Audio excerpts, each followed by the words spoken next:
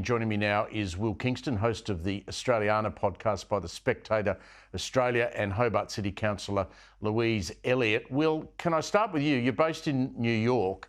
We are seeing these protests on every couple of days, at least weekly in major capital cities. Most of them very vocal. Some of the banners and stuff are disgusting. Are you seeing the same sort of thing where you are? Yes, I am, Steve. And the unspoken truth with these rallies from New York to London to Sydney is that for many of the people there, they're not pro-Palestine rallies, they're anti-Israel rallies. Anti-Semitism runs through the feeling, the sentiment at these events. Unfortunately, for too many of these people, they now look at the world through this crude framework of oppressor v. oppressed, and Israel falls in the oppressor category.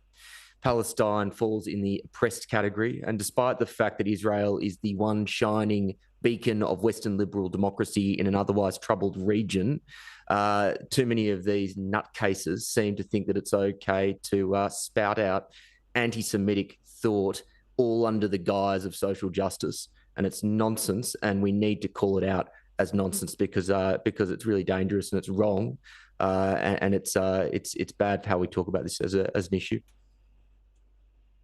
Will, we just saw there a T-shirt daubed with "You've got baby blood on your hands." I mean, as far as I can work out, the reason this has all begun is because Hamas terrorists entered Israel, and included among the people who they killed were babies in their cots, for God's sake. That's right, Steve. It's extraordinary how short a memory most of the media, most of the pundits looking at this issue have. There is one reason, and one reason alone, that the Middle East has flared up, unfortunately, once again, and that is Hamas.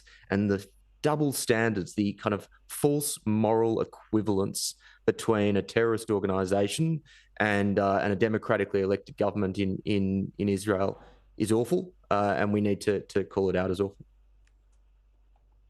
Louise, we've had back home here 11 members of the Christopher Minns government in New South Wales and 3 federal MPs and the former New South Wales Premier and former Foreign Minister Bob Carr. No surprise, he's been a spruiker for Palestine forever. Do you think that the Albanese government needs to do more to talk to their own people about what they're doing here?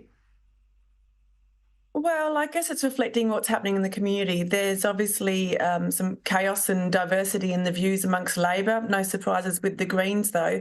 But this whole issue for me, it keeps coming back to the interview I've watched with the son of one of the Hamas co-founders, Mossab Hassan Youssef, who said that this war is killing tens of thousands of people. The next war will kill hundreds of thousands of people, which is why Hamas needs to be eradicated, which is why I do find the letters that they're writing in this regard calling for a ceasefire. Yes, it's a ceasefire and peace. It's what we all want, but no one can live next door to terrorism.